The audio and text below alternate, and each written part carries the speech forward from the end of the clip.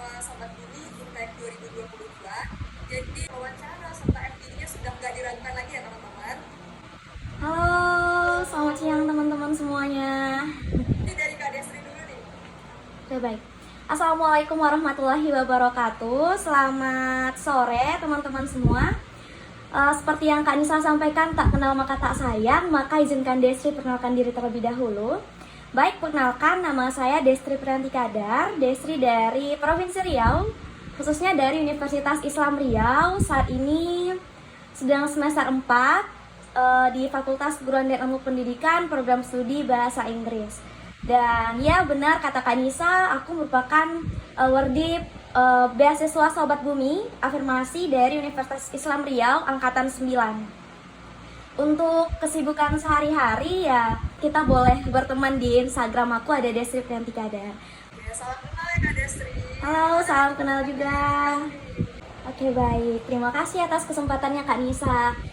Sebelumnya aku mau ucapin terima kasih banyak nih kepada pihak panitia Pertamina Foundation dan juga ada moderator, ada Kak Anissa yang telah memberikan kesempatan untuk Destri pada sore hari ini bisa sharing, bisa berbagi perjalanan Destri untuk bisa menjadi awardee Pertamina Foundation ini, khususnya pada beasiswa Sobat Bumi. Jadi bercerita sedikit nih bagaimana aku mempersiapkan diri untuk bisa melaksanakan wawancara dan juga FGD berjalan dengan lancar dan sampai pada akhirnya terpilih sebagai penerima beasiswa Sobat Bumi ini.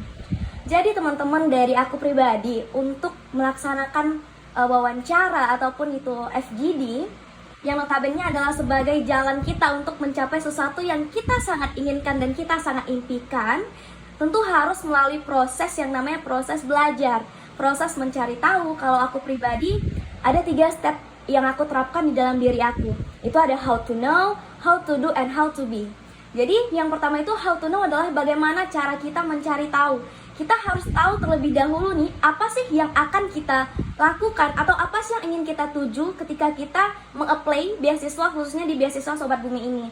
Jadi aku pribadi, aku cari tahu terlebih dahulu beasiswa Sobat Bumi ini apa sih, nantinya kalau keterima di beasiswa ini akunya bakal ngapain, bakal diam-diam ajakah untuk menerima uang masuk, uang jajan atau uang SKS ataupun uang UKT-nya dari pihak beasiswanya, atau aku bakal ngelaksanain advokasi atau dalam bentuk action plan gitu. Nah, kita harus cari tahu terlebih dahulu nih. Jadi kita punya persiapan di saat wawancara jika ditanyakan gitu. Yang kedua tadi adalah how to do, bagaimana cara melakukannya. Setelah kita tahu, mencari tahu apa bentuk dari beasiswa ini, kita harus melaksanakan step by step apa-apa saja yang perlu kita lakukan. Kalau dari aku pribadi, karena aku tahu notabene backgroundnya beasiswa yang aku ikuti ini adalah beasiswa Pertamina, yang mana Pertamina adalah perusahaan BUMN yang bergerak di bidang minyak, yang pastinya akan tersangkut paut lagi kepada lingkungan atau bagaimana kondisi bumi pada saat ini. Jadi diusahakan tips aku nih buat teman-teman untuk banyak membaca atau menambah wawasannya terkait tentang minyak ataupun tentang lingkungan, kepedulian kita terhadap lingkungan itu bagaimana gitu, dan bagaimana aktualisasi diri kita serta dedikasi diri kita terhadap lingkungan di daerah kita. Karena aku yakin dan percaya kalau berdasarkan pengalaman aku nih ya teman-teman, itu pasti sangat akan ditanyakan bagaimana seberdampak apa sih kita terhadap lingkungan sekitar kita, khususnya untuk bagian mencintai lingkungan, mencintai bumi, seperti itu.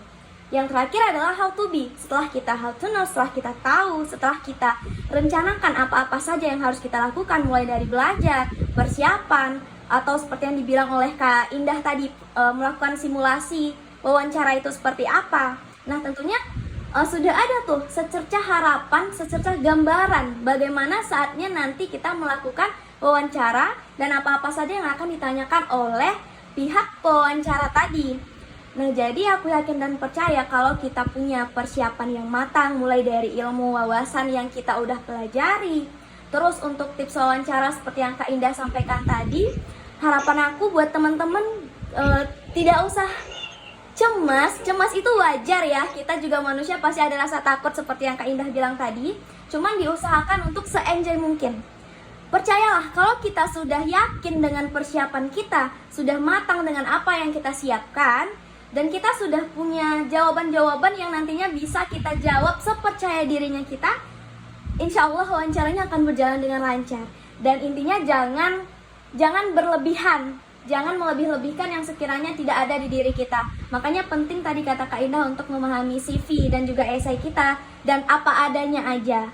Dan jangan lupa untuk kontak mata, senyum, relax, karena itu penting banget seperti Kak Indah bilang tadi. Aja kalau kitanya ngalir, merekanya juga akan ngalir. Kalau kitanya diem, justru merekanya juga akan malah kitanya yang jadi takut. Wah, pertanyaan apa lagi nih yang akan ditanyakan kalau kitanya udah nge-stuck duluan gitu. Mungkin itu sih Kak, kalau dari tips dari Destri nih untuk persiapan dari Destri untuk wawancara dan FGD-nya.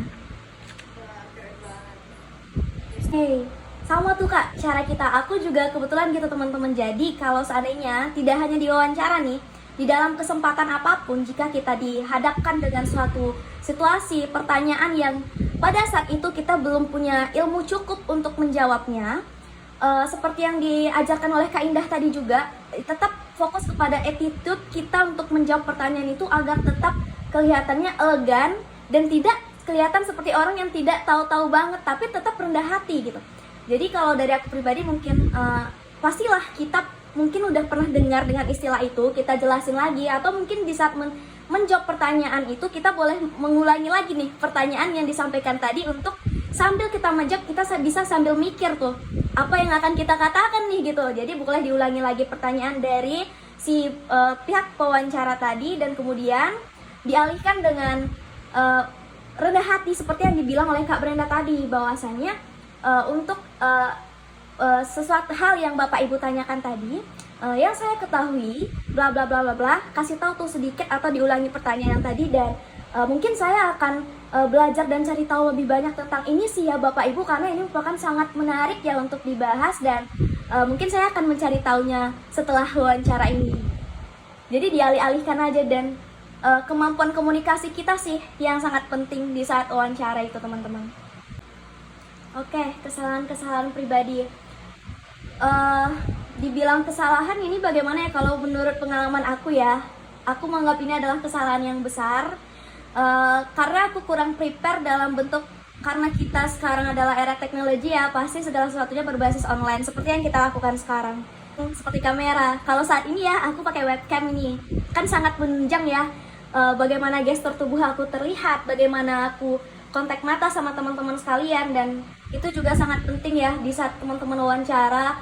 Kalau belum ada, diusahakan cari pinjam. Terus yang kedua, tepat waktu. Itu sih, aku juga pernah mengalami suatu posisi yang punya satu aktivitas lainnya yang juga lumayan penting, tapi sementara aku juga ada wawancara. Nah jadi agak-agak telat-telat dikit. Itu kalau bisa dihindari, karena kita yang butuh, jadi kita harus mendahulukan gitu. Itu sih kalau dari aku. Jadi diusahakan seperfect mungkin lah, diusahakan. Oke. Last question ya.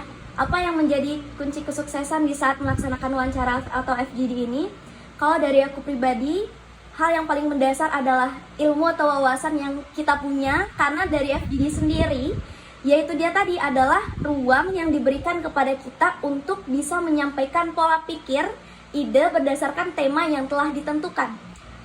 Katakanlah jika persiapan kita tidak matang, tentu saja FGD kita sudah nol besar gitu. Kita nggak tahu nih mau ngomong apa di saat discussion gitu. Terus selain persiapan yang matang, juga sering-sering latihan, simulasi, karena kecakapan dalam komunikasi di saat wawancara dan juga FGD adalah hal yang sangat membantu kita untuk mencapai kesuksesan, apalagi di saat wawancara ataupun di saat melakukan focus group discussion. Itu sih kalau dari Destri Kanisa. Selain dari dua tips yang tadi teman-teman, aku yakin dan percaya teman-teman di sini adalah orang yang memiliki harapan yang sangat besar, ingin meringankan beban kedua orang tua, orang yang sejak lama sudah mendambakan untuk bisa berkuliah dan memenuhi kebutuhan sehari-harinya dengan hasil kerja kerasnya sendiri. Jadi ada 3 kunci kesuksesan sih yang aku pegang selama aku paham dan ingin sekali menjadi manusia yang berdampak dan berguna, yaitu selalu kerja keras, usaha, dan doa. Karena kerja keras, usaha, dan doa itu adalah, menurut aku pribadi, doa itu adalah hujan yang akan menyirami ladang-ladang harapan yang pastinya akan menghasilkan buah-buah kehidupan di diri kita.